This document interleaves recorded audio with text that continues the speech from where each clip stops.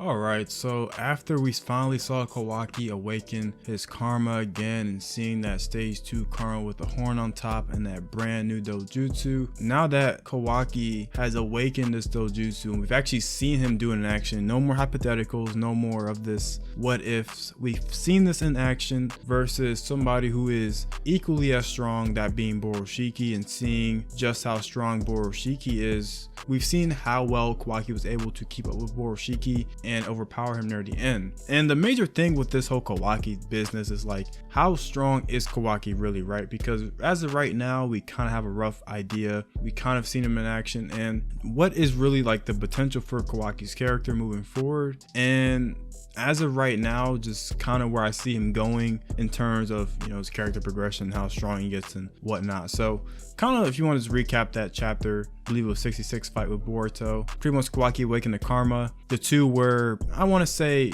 even for the most part. I think we can all agree that Borushiki versus Kawashiki was pretty even for that first part of the fight. They were exchanging blows, and then Kawaki kind of tricked him up in a couple of places where Kawaki had a slight edge in certain scenarios, but for the most part, I have to say that it looked pretty even, and maybe some people can agree with me on that. But really where it started to lean more over on Kawaki's side is when Boruto started to regain control of his body again. And that's when Kawaki was sort of able to finally overpower Boruto a little bit better and get things under control. Now, the whole thing with Kawaki is that he has Isshiki's strength, he has Isshiki's years of practice, he has Isshiki's everything, right? Dojutsu, abilities, all of those good things. And that's why Kawaki's so dangerous. He has all those abilities plus years of experience, plus he's already received prior training from Isshiki / Jigen himself for this very exact scenario.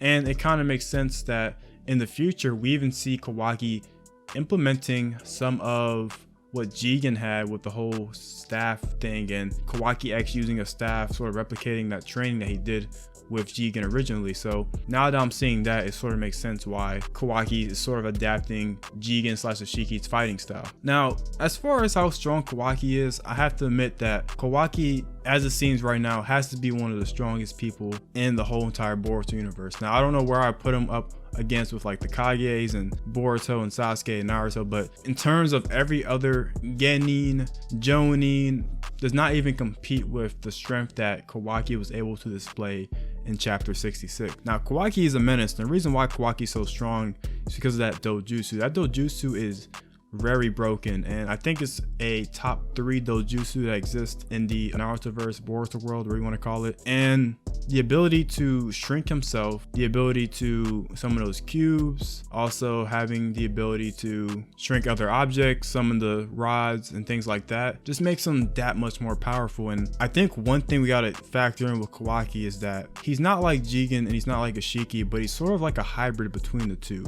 So if you look at Isshiki, right, Isshiki, he can't absorb chakra, but he can shrink things. But on the other hand, Jigen could absorb himself and other things due to rods, but he didn't have like the full powers of Ishiki's dojutsu, and he was able to like use the karma until and everything like that.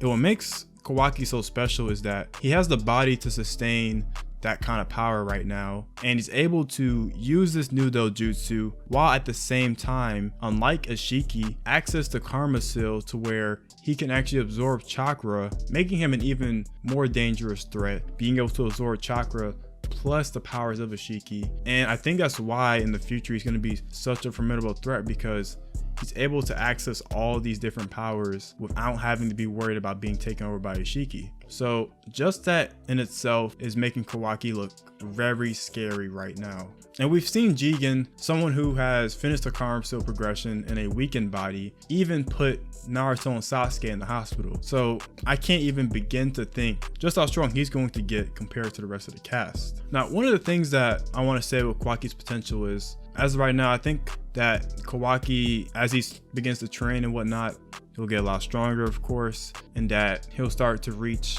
the likes of like Naruto and Sasuke, which will make sense because I'm assuming Boruto and Kawaki are both going to reach Naruto and Sasuke levels at some point in the story. Once he reaches that point, it's going to be very important because there's this enemy code that there's still a problem with, and there might be even other enemies that are coming to the picture. And let's say Kawaki is quote unquote a good guy in the future and he's working for the good guys and whatever, and let's say Boruto's in the picture too with the Jogan and whatnot, we're going to need Kawaki's strength to be able to handle these threats. I think that Kawaki and Boruto, if Boruto's still alive and let's say Code's still alive, and this whole Karma Cell theory about Boruto putting the Karma Cell in Code doesn't exactly happen and Code is somehow still in the picture, and Code gets his limiters taken off and then has to fight Kawaki and Boruto. Now, if Kawaki and Boruto in their stage 2 Karma forms fight Code, I think that these two have a legitimate chance to actually take down Code with his limiters off. I think they have a formidable chance to actually do that. Now, we don't know what Code with his limiters off would be like, but I feel like now that we've seen just how good Kawaki's potential is with the Karma stage 2 and sort of just how strong he's gonna kind of get, if Code does get his limiters taken off, and if they're sort of hyping Code up to how much they've been hyping him up to, and he turns out to be that strong, then yeah, Boruto and Kawaki can definitely take on Code if that's the case. And let's move forward to the time skip a little bit, because I feel like that's going to be sort of like a time skip fight that would happen. But we look at the time skip a little bit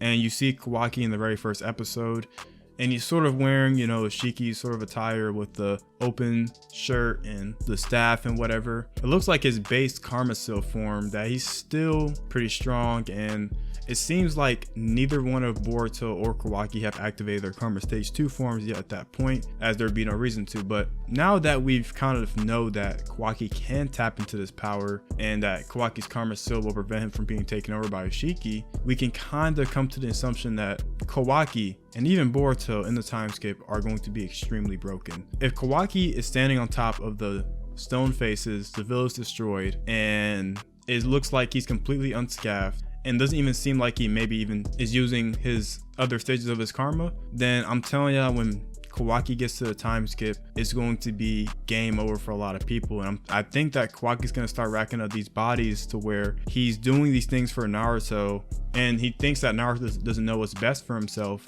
And that's when Kawaki starts getting into these real conflicts to where he's hurting people that are allies to Naruto or that mean good, but because of Kawaki's unhealthy relationship with how he views Naruto, Kawaki's doing these dangerous things for him. And I think that towards the time skip, we'll see that sort of relationship between Naruto and Kawaki sort of fickle out a little bit, and I think that's when Kawaki starts to take things a little bit too far. But yeah, Kawaki's potential is crazy right now, and I'm telling y'all better keep an eye out for him. And I remember the conversations where people were like, oh man, Kawaki's god level and Kawaki's the strongest in the universe. Let's calm all that down for like a couple more weeks. Let's wait till the chapters come out and let's see how strong Kawaki really is moving forward, and once you get that time skip popping. So yeah, let me know what you guys think about Kawaki's strength. How strong do you think that Kawaki is right now in terms of everybody else, and how strong do you think he's going to be in the time skip alongside with Boruto and anybody else? Anyways, make sure to like, comment, and subscribe, and join the Discord, and I'll see you guys later. Peace.